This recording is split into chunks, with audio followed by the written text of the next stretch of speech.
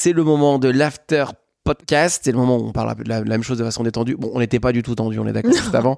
Là, ça va être encore plus tranquille. Pose les mains sur la table. On peut se recoiffer. On n'est pas en mode il faut pas que je tousse. Ce qui est un peu plus galère, ce qui est arrivé dans la première partie.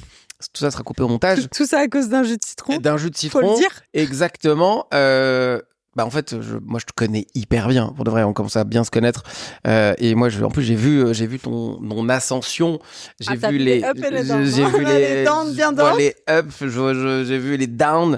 J'ai vu aussi ta structuration pour créer tout ça. Parce que toi, t'es passé de ok, la petite maman qui fait son bout de chemin aussi, l'entrepreneur que t'es devenu, monter une team, tout ça. Genre, c'était aussi des belles étapes.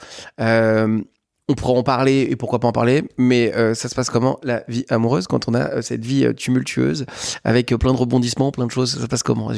On veut ça. Je parle de quoi exactement? Quelle partie? Parce qu'en fait, il y en a eu. Aucune idée. Tu me parles de genre, mais est-ce que forcément il y a un sujet qui est je sais pas si c'est un sujet qu'on pourrait aborder comme ça, mais forcément qu'on a un changement de vie. Je vais prendre mon exemple pour mettre un peu de contexte. Moi, avant, tu le sais très bien, on se connaît bien pour le coup. Moi, avant, j'étais chef de cabine dans une compagnie aérienne, donc je passais de salarié à entrepreneur et à faire ce que je fais aujourd'hui. Forcément, il y a un changement qui se passe dans son entourage, dans sa vie. Les gens te perçoivent plus pareil. Il y a des choses qui sont vachement plus simples, mais il y a aussi énormément de choses qui deviennent beaucoup plus compliquées. Dans ta vie à titre perso, dans les vies amoureuses. Moi, j'ai de la chance. J'étais et je suis toujours avec Nara et on a fait ça ensemble. Forcément, Ça, c'était mon rêve à la base. Écoute, dommage, c'est moi qui ai réalisé celui-ci. Il était là, mais donc voilà, pour moi, c'est check. Je suis passée sur l'IMO, je me suis dit le reste, c'est mort. Ça, check pour moi de mon côté, comme ça, 1-0, 1 partout, balle au centre.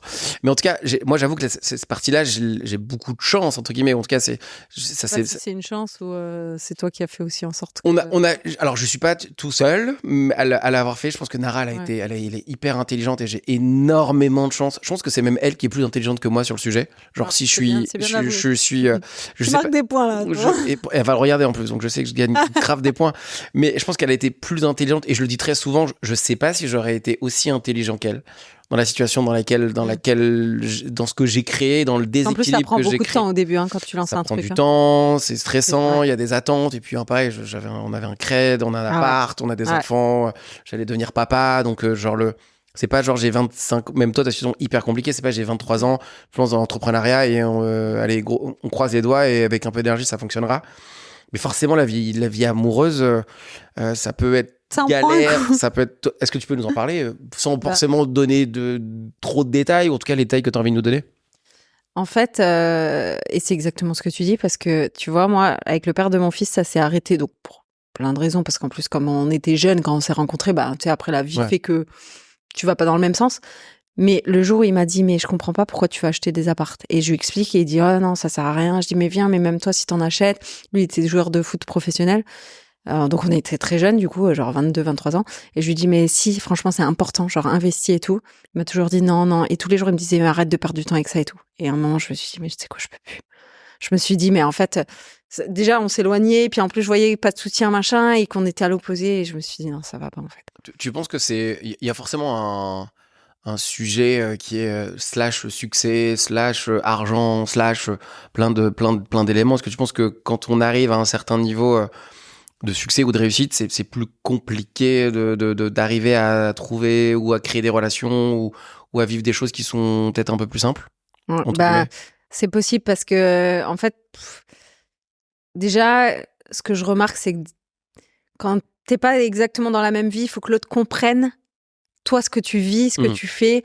Par exemple, là, il est je sais pas quelle heure, nous on est là. Tu vois, donc les personnes avec qui on est, là, nos conjoints, faut qu'ils acceptent qu'on soit là, qu'on fasse... Enfin, on est moins présent, du coup, quand on fait ça, quoi. On n'a pas la même vie. Donc moi, quand tout le monde, entre je me lançais dans l'immobilier, il y a les travaux à gérer, les trucs, machin. Donc moi, j'étais focus là-dedans. En plus, tant que j'avais pas atteint mon objectif, il y avait presque que ça dans ma vie, quoi. C'était... Donc, dans cette période, pour le coup, j'ai été célibataire, mais je pense que j'aurais pas pu vraiment faire autrement. Parce que même à un moment, je me vois me dire, en fait, là, si t'étais en couple avec quelqu'un, tu ferais comment? Genre, t'as pas de temps, en fait. Donc, ouais, ça c'est pour moi, de toute façon, c'est la communication, je pense, le plus important du truc pour que ça puisse perdurer pendant je sais pas combien de temps. Mais moi, en fait, j'ai écrit un livre sur l'immobilier, mais j'écrirai jamais de livre sur comment réussir son couple. Hein.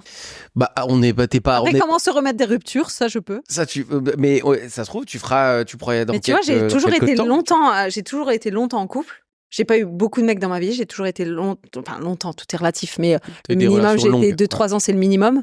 Jusqu'à 7 ans. Mais tu vois, j'ai pas réussi à faire un mariage, 20 ans de... Je sais pas. Pourtant, je veux ça. Mais... On a eu des conversations, toi et moi, ensemble, et avec d'autres personnes. J'en ai eu plein, donc je mets un contexte en disant que je ne cible pas en disant ça. Ouais.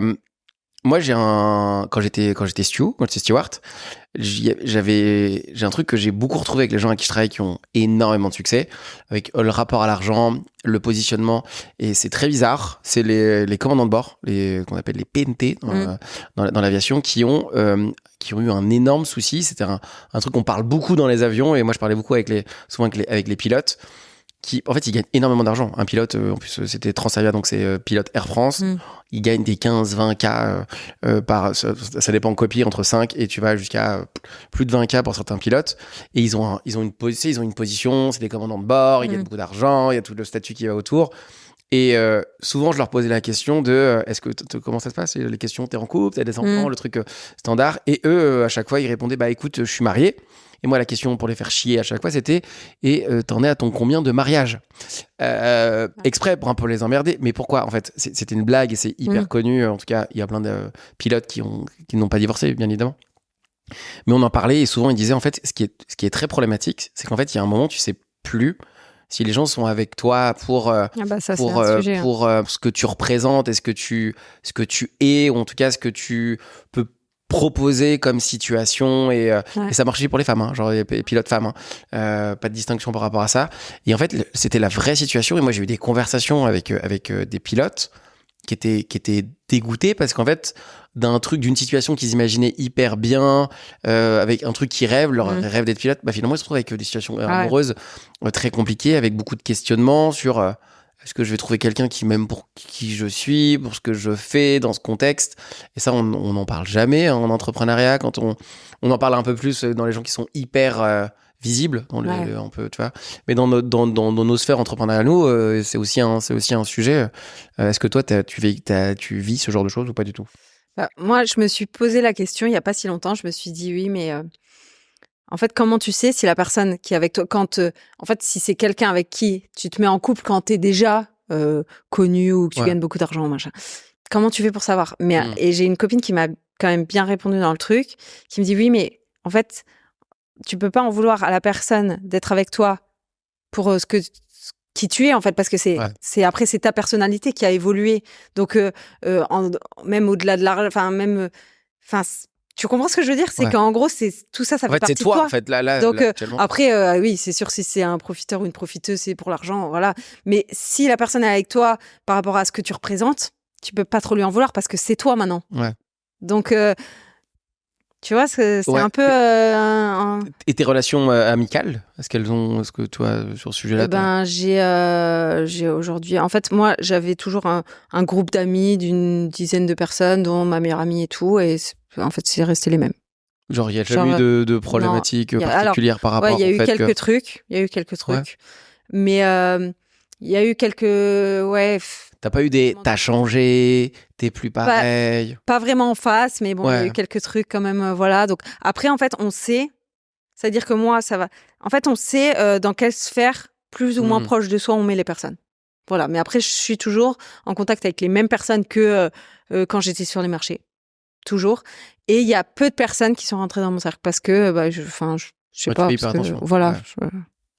Ouais. Moi, j'ai eu le droit où t'as changé. Hein. Ouais. Je crois. 80... Mais heureusement que t'as changé, parce que si en même temps t'es le même que quand tu sortais du collège, il y a un problème. Oui, et ce qui est rigolo, c'est que je suis hyper OK avec ce changement. J'ai eu cette conversation avec plein de gens, des gens avec qui je bosse, et d'autres avec moi, mon propre sujet, qui... vas-y, j'ai du bruit avec une paille pendant le podcast. Mais c'est pile le genre de moments qui sont très bien dans le podcast, dans l'after podcast. J'ai perdu, je crois, allez, 99% de tous les gens que je connaissais, pourtant j'ai passé 10 ans, je transavia, j'ai tous perdu. Genre la blague avec ma femme, c'est Roger, il a plus de potes, quoi. Genre c'était plus du tout d'amis et tout. Et pour de vrai, je l'ai tellement pas mal vécu. Ouais, mais de toute façon, faut laisser naturellement. En fait, moi, à chaque fois, je me dis dans la vie, tu sais, laisse sortir ceux qui veulent sortir de ta vie, laisse-les sortir.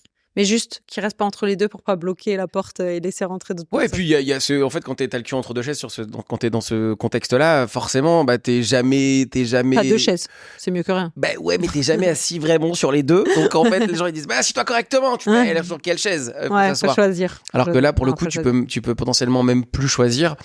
Et ça, je trouve que c'est cool aussi. Je sais pas si toi t'as ce sujet-là, mais moi, je sais que ça a fait un énorme tri. Et tu perds beaucoup moins. En fait, quand tu t'aperçois que moi, c'était surtout sur les gens négatifs autour de moi, au moment où j'ai investi. Là, j'ai commencé à faire. Donc, je gagnais pas forcément très bien ma vie, quoi. Enfin, je vivais pas forcément encore d'IMO, mais je me suis dit, bon, eux négatifs, vas-y. Et du coup, j'ai l'impression que je gardais plus mon énergie pour d'autres trucs que dire oui, mais lui, il a dit ça, il a fait ça. De me dire, ah, bah, lui m'a dit ça. Du coup, après, tu te poses des questions, mais est-ce que j'ai bien fait de faire ça parce qu'il m'a quand même dit que c'était dangereux, nanana. Enfin, et du coup, quand tu focalises ton énergie sur des trucs plus importants, en fait, t'avances plus vite. On est totalement d'accord, c'est bien, tu vas pas me péter la gueule là. Est-ce qu'il y a un sujet sur lequel t'as envie d'aller sur cet after podcast qui est important pour toi? Tout me va. Tout te va? T'as une question piège à me poser? J'ai aucune question piège à te poser. Vu que tu m'as dit que j'avais un joker, je peux faire la maline, tu vois. Bah ouais, mais attends, moi, juste peut-être un truc, c'est que moi, je dis jamais vraiment avec qui je bosse de manière globale. Je crois que je l'ai même jamais dit. Ça fait longtemps que nous on discute ensemble. C'est moi qui peux faire un avis pour une fois sur quelqu'un, donc je vais le faire avec toi. Nous, ça fait quand même un moment qu'on discute et qu'on a 2-3 sujets. Moi, je t'ai vu de passer de Alison qui se pose plein de questions à ce que tu arrives aujourd'hui. Moi, je suis hyper content de voir ton parcours jusqu'à présent et de tout ce que tu mets en place. Donc, pour une fois, c'est moi qui fais un truc et qui dit bravo pour tout ce que tu tentes de faire et ce que tu mets en place. Je sais les galères, je connais les discussions qu'on a eues, je sais tout ce que tu veux entreprendre et l'intention que tu mets derrière. Donc, j'ai presque envie de dire bravo et je suis hyper content de le voir et de voir ça de mon prisme à moi aussi. Ah bah, franchement, ça me fait vraiment plaisir. Hein. Parce que combien d'heures on a parlé, machin, tu m'as jamais dit ça. Hein. Je sais. J'en bride comme ça, en plus ça va rester, ce sera pas que entre nous. Je pense qu'on peut potentiellement terminer là-dessus. Est-ce que tu as un dernier mot pour clôturer cet after podcast? Eh ben moi, j'ai envie de te dire aussi quelque chose. Ah putain, c'est les gars, c'est les amours. Non mais parce que honnêtement, je sais pas si, peut-être tu t'en rappelles pas. Quand la première fois qu'on s'est vu en visio, je t'explique un peu donc on se connaît pas du tout. Ouais, je me rappelle. Je t'explique un peu ce que je fais, qui je suis, l'immobilier en fait, parce que Insta, j'avais quand même 7-8 000 abonnés, mais enfin je te parle de l'immo, tous les trucs. Et en gros, tu me dis, Alison, le truc c'est que t'as voulu construire une montagne. Et en fait, t'es ensevelie par ta montagne parce que en fait, mon téléphone faisait que de sonner, tu te rappelles? Je me rappelle très bien. Que de sonner, machin, et c'était un enfer. Je dis, mais regarde, j'ai envie de faire plein de trucs, mais il y a tout le monde qui m'appelle, il y a trop de choses, je sais pas. Et ça m'a vraiment fait tilt. Et c'est ce moment-là où je me suis dit, vas-y. Et tu m'as dit, délègue, prends quelqu'un, fais des trucs, machin. Et c'est là que... Bah t'écoutes bien les conseils, hein. Ça s'est bien passé pour la suite. Je t'ai toujours écouté en plus. Non. Voilà. Des fois, ça mettait un peu plus de temps, mais... La plupart du temps, à la fin, tu me regardes, j'ai l'impression, des fois, j'ai l'impression que je suis ton père. je t'avais dit quoi? Voilà. On terminera là-dessus. Merci infiniment. Et nous, on se voit bientôt. Et j'espère que vous avez kiffé ce podcast. À très vite, Alison. Bisous. Merci d'avoir regardé cet épisode, j'espère qu'il t'a plu. Si tu as envie de passer de entrepreneur à high value entrepreneur, n'hésite pas à me contacter, les liens sont dans la description. On se retrouve la semaine prochaine pour un nouvel épisode. Merci et à très vite.